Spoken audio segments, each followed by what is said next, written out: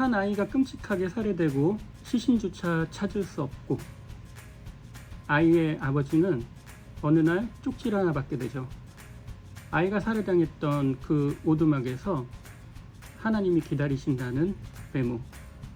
물론 소설이니까 가능한 이야기인데, 주인공 맥켄지는 그 쪽지를 들고 그곳을 다시 찾습니다. 다시는 기억하고 싶지 않은 상처와 절망과, 그리고 돌이킬 수 없는 분노가 일어나는 그런 장소 속으로 그는 다시 가서 하나님과 예수님 그리고 성령님과 같은 시간을 보내게 되고, 같은 장소에서 많은 이야기를 나누게 됩니다. 소설가 박완서 씨는 자식을 먼저 죽음으로 보내고 참척의 고통이란 표현을 썼고, 우리는 설교에서도 그 표현들을 많이 인용하기도 하죠. 자식이 먼저 죽은 부모가 과연 살아갈 수 있을까요? 날마다 지옥을 경험하고 있을 것입니다. 그런데 그런 끔찍한 사건을 주제로 만든 이 소설, 과연 얼마나 많은 사람들이 공감할 수 있고, 또 이 저자인 윌리엄 폴 영은 어떻게 하나님, 예수님 그리고 성령님의 입장을 대변해서 잘 쓸 수 있었는지 꽤 궁금하죠. 그런데 이 책은 이미 나온 지 오래됐고 사람들에게 엄청난 반향을 일으켰던 책입니다. 물론 저는 읽지 않았었고 팔기만 많이 팔았는데, 저는 이 소설의 그 상황이랄까요? 그것이 별로 읽고 싶지도 않고 마주하고 싶지도 않은 데다가 또 그렇게 공감이 되지 않았어요. 물론 책을 읽지 않은 상태에서. 그런데 최근에 저하고 영혼에 관해서 깊은 고민과 또한 기도와 이야기를 나누시는 분께서 이 오두막에 있는 내용들을 저에게 많이 들려주시기 시작했어요. 그리고 그 안에는 꼭 읽어봐야 될 좋은 내용들이 있다고 저에게 권해주셨고, 저는 그분과 좀 더 깊은 이야기들을 더 잘 이해하기 위해서 이 책을 그 오랜 시간이 지나서 이제 집어들기 시작했습니다. 이 책은 장편 소설이고 윌리엄 폴 영이 지은 소설로서 그 폴 영이 그 자신의 딸이 죽었던 그 오두막에서 하나님을 만나면서, 그리고 그들 성부와 성자와 성령이죠. 이분들과 같이 얘기하는 그 시간들이 대부분 이루어져 있습니다. 그러면서 질문을 하기도 하고, 또한 그분들의 대답을 듣기도 하는 그런 이야기들로 많이 이루어져 있습니다. 그래서 이 책의 주제는 상처, 상실, 치유, 회복, 그리고 용서에 관한 그런 이야기들을 다루고 있고, 그 이야기들을 나누는 과정에서 상당히 돌아볼 내용들이 많이 있습니다. 제가 기록한 메모가 한 이 정도 되거든요. 물론 더 적을 수 있었는데 이 정도로 적고, 그리고 다시 한번 또 읽어봐야겠죠.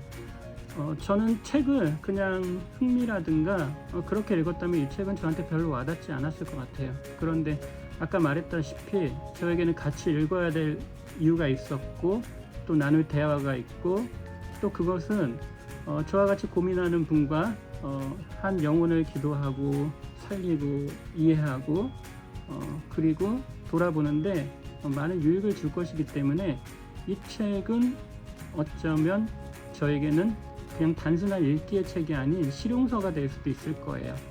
사람을 다루고 사람을 이해하고, 또한 그 전에 있어서 먼저 나를 다루고 나를 이해하는 그러한 실용서. 오두막은 이미 전 세계 많은 사람들에게 많이 읽혀졌고, 만일 꼭 자식을 잃은 그런 참척의 고통이 아니더라도 누구나 갖고 있는 마음속에 깊은 상처, 도저히 용서할 수 없는 어떤 갈등들, 회복되지 않는 마음, 분열된 마음, 분노하는 마음, 짜증, 이런 감정들이 요동치는 지금의 시대에 있는 우리들 가운데 한번 읽어보면은 괜찮은 책 같습니다. 천천히 펜 하나 집어들고 깨끗하게 읽을 생각 말고 읽다 보면은 아마 당신의 마음을, 우리의 마음을 진정시키는 그런 좋은 문장들을 많이 맞이하게 될 것이고, 모든 사람처럼 그렇게 아름다웠더라, 너무 감동적이었다, 그렇게 읽을 필요는 없는 것 같아요. 당신이 듣고 싶은 분노, 진노, 그리고 이해할 수 없는 것들, 이 책에서 같이 이 주인공 맥켄지처럼 질문하고 화를 내고 던지고 그러다 보면은 아마 이 책에서 또 다시 하나님과 예수님과 성령님이 대답하시는 그 음성들에 대해서 더 잘 들을 수 있고 또한 조금은 가깝게 이해하지 않을까 싶습니다. 분노하지 않고 화내지 않고 무조건 내내 그러면서 우리가 과연 그런 것들을 경험하고 깨달을 수 있을까요? 요란한 폭풍과 광야와 같은 그런 메마른 땅을 걸으면서 우리의 이해는 아마 더 깊어질 것이고 진리가 얘기하는 것이 무엇인지 잘 새겨 들을 수 있을 것입니다. 물론 이 책은 소설이기 때문에 어느 정도 맞지 않는 부분이 있을 수도 있어요. 그리고 신학적으로 좀 논란의 여지가 있을 수 있는 부분들도 있어요. 일단 설정부터 그렇죠.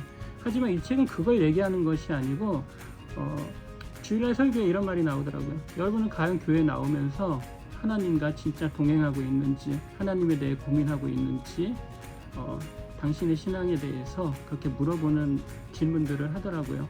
여러분 과연 지금까지 살아오면서 여러분은 하나님과 진지하게 고민하고 동행하고 당신의 상처에 대해서 아파하고 쏟아내고 분노하고 그분 앞에 엎드리고 그런 시간들이 있었는지 한번 진지하게 물어보고 싶어요. 가슴을 쥐어뜯으면서 하나님 당신이 정말 계신 건지, 나에게 관심이나 있는 건지, 왜 나와 나의 사랑하는 사람들을 이렇게 괴롭게 하시는지, 그런 거에 대한 질문을, 그 아픔의 기억을, 그 아픔의 장소 속에서 여러분이 직면하고 있는 그런 시간들이 있었는지 저는 이 책을 통해서 한번 여러분에게 묻고 싶습니다. 예, 오두막 참 유명한 책이고 또 많은 사람들을 감동시켰고 아직 읽어보지 않았다면은 한번 읽어보기를 권합니다. 이 책이 다 읽고 났을 때 저는 딱 한 가지로 뭐라 얘기할 수 없는 묘한 감정들이 떠올라요. 왜냐하면 저는 자식을 잃은 거는 아니지만 지금도 여전히 어떤 영혼들을 위해서 기도하고 있고 내 방법이 아닌 하나님의 최선으로 그들을 도우시고 인도하시고 또 안전하게 지키시기를 원하고 밤마다 새벽마다 기도하고 있거든요. 예. 그렇기 때문에 저와 여기 나오는 맥켄지의 심정은 아마 다르지 않을 것 같아요. 그리고 소설의 맨 마지막 부분에 있어서 그 사랑하는 딸 미사를 발견하게 되는 그런 상황들, 몹시 떨리기도 하고 소설인데 지금 아이를 살릴 수 없었을까? 막 그런 생각도 들기도 하고 상당히 마음에 와닿는 장면이었던 것 같아요. 우리가 소설이나 어떤 책을 읽을 때 우리의 결말도 이 이야기들처럼 아픔을 딛고 해피엔딩이 될 거라고는 말할 수 없을 것 같아요.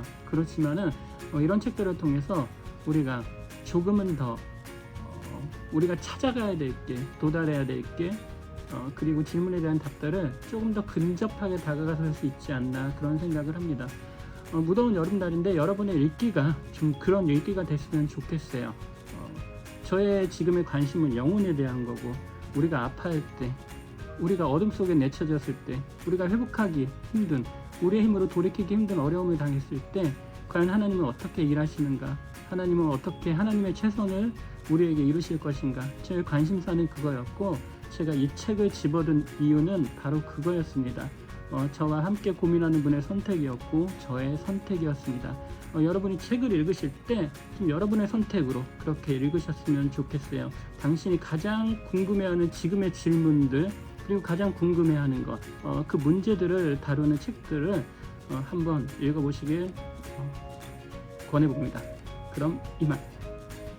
빠뜨린 게 있어서 문장 하나 제가 기억에 남는 것 읽어드릴게요. 아들아, 첫날과 두 번째 날에는 용서한다고 100번을 선언해야 할지도 몰라. 셋째 날부터는 횟수가 점점 줄어들고 언젠가는 완전히 용서했다고 깨닫게 될 거야. 또 그 사람의 온전함을 위해 기도드릴 수 있을 거야. 391페이지에 나오는 거고, 제가 기도할 때, 또 누군가를 기억할 때 이런 마음이 있었으면 좋겠어요. 처음에는 잘 안 되죠. 계속 기도해야 되고 100번을 선언하는 것처럼 다짐하고 다짐해도 힘든 용서들. 그런데 어느 순간이 되면은 완전히 용서했다고 깨닫게 될 것이니까. 그런데 그 깨닫는 용서의 대상은 그 사람이 아니라 저일 수도 있다는 거. 그래서 우리는 항상 겸손해야 되죠. 예, 그 문장, 수많은 문장이 이렇게 있는데 그 문장을 나누고 싶었네요. 나머지 문장들도 참 아름다운 문장들이 있는데 그건 여러분들이 꼭 찾아서 읽으셨으면 합니다. 그럼 진짜로 이만.